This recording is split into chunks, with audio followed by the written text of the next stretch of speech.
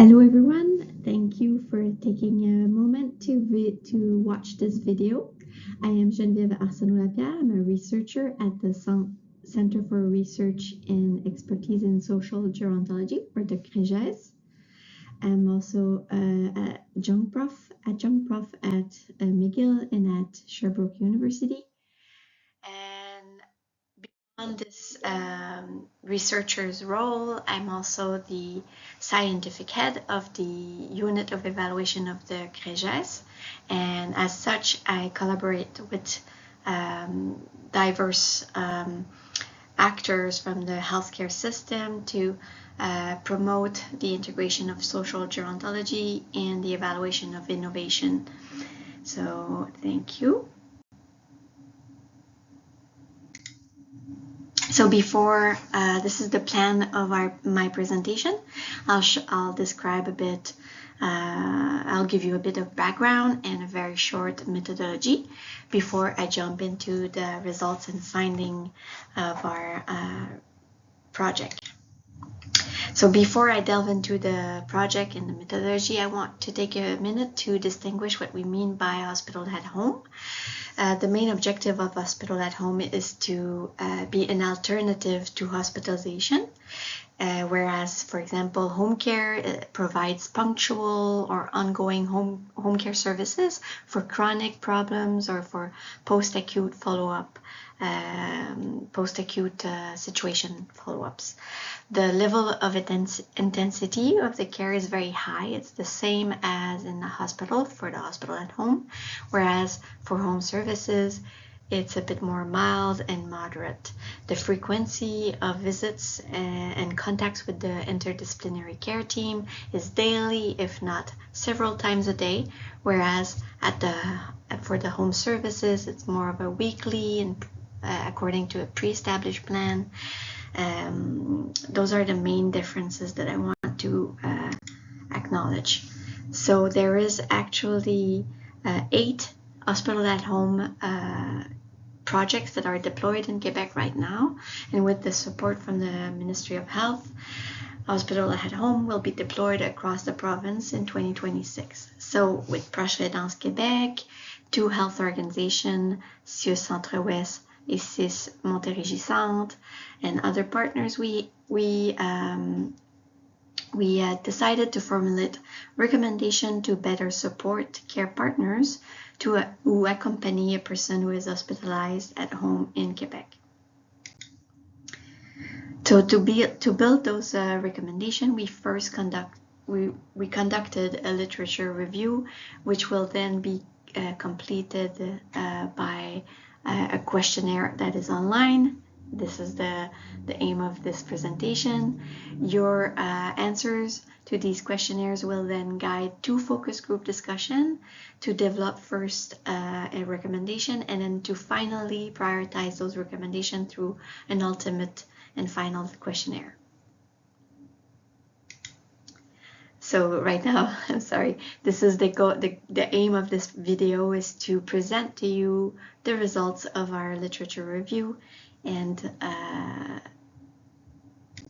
let me carry on. So I will go very fast on this slide, but you can stop the video to read it more, or you can contact us if you have questions. But basically, we surveyed 3 scientific databases and triaged over 3,000 records and selected 27 studies that both concerned hospital at home and support practices to care partners.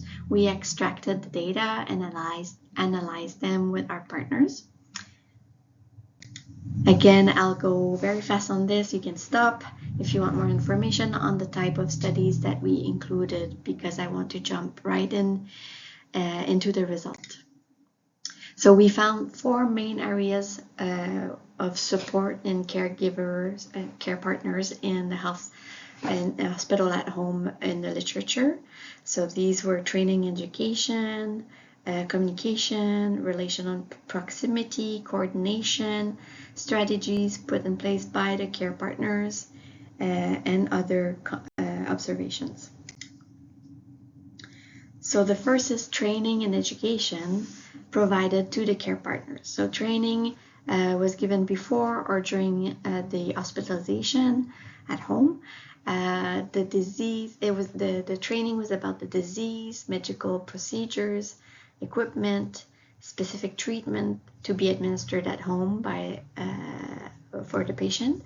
And it took the form of either workshop or blended training. That means in-person or virtual training, and remote supervision also. It was also consisting of written or audiovisual material that was provided to the care partners, and medication schedules and follow-up.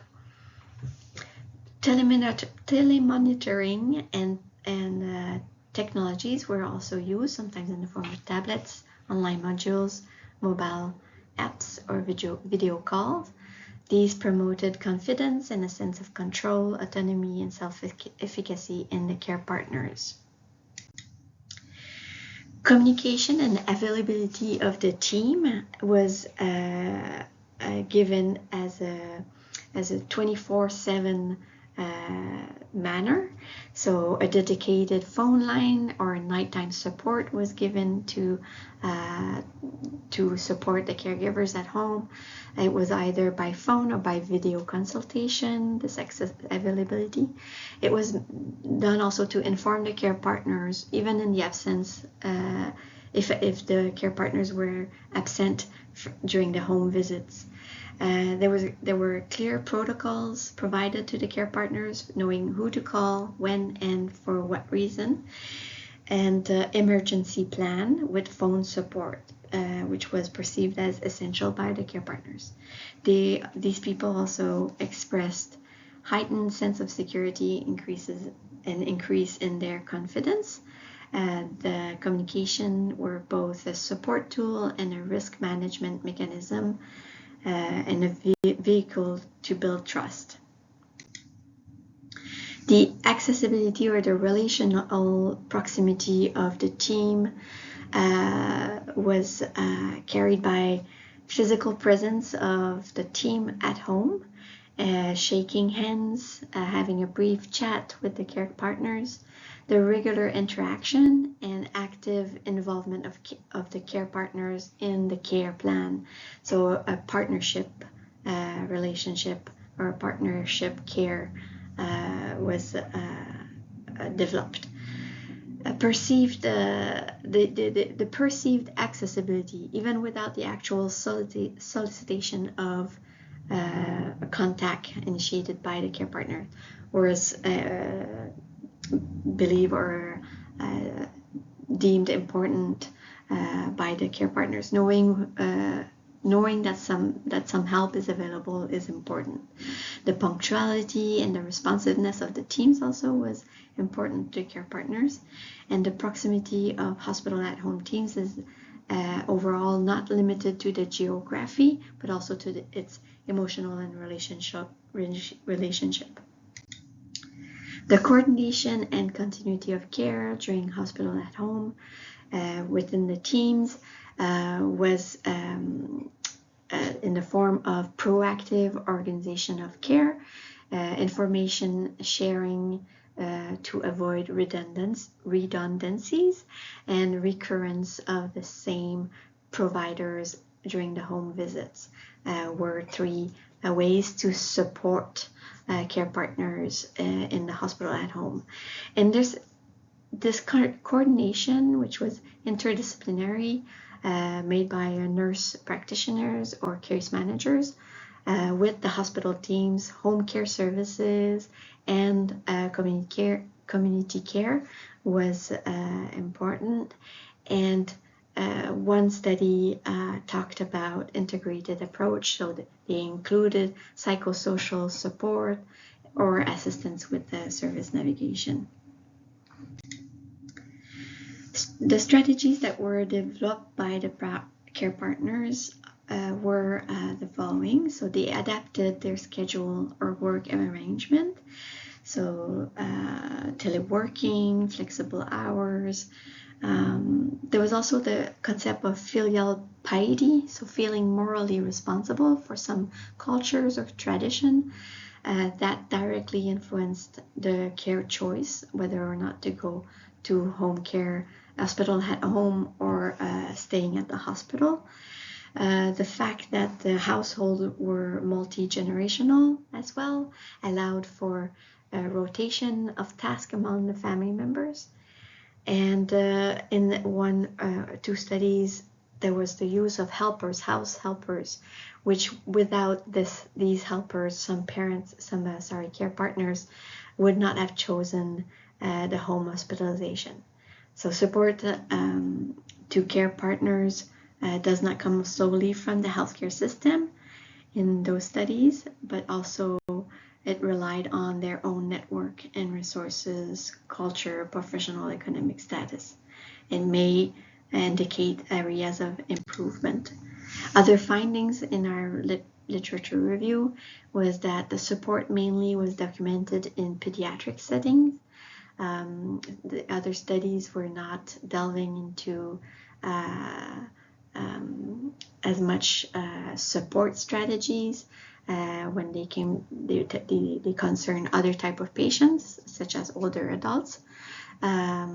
This also brings forth the confusion that a parent versus a care partner can bring, the difficulty to identify as a care partner when you're a parent. Very few studies were on post-caregiving. So hospital at home will disrupt your care partner's role, your relationship with a patient. The lack of psychosocial and financial support was also an important finding, or the very few, one study talked about the psychosocial support and no study talked about financial guidance.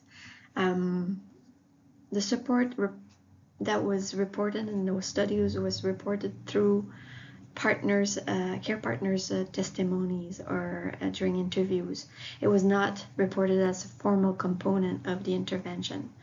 It could highlight the lack of planning or scientific reporting quality.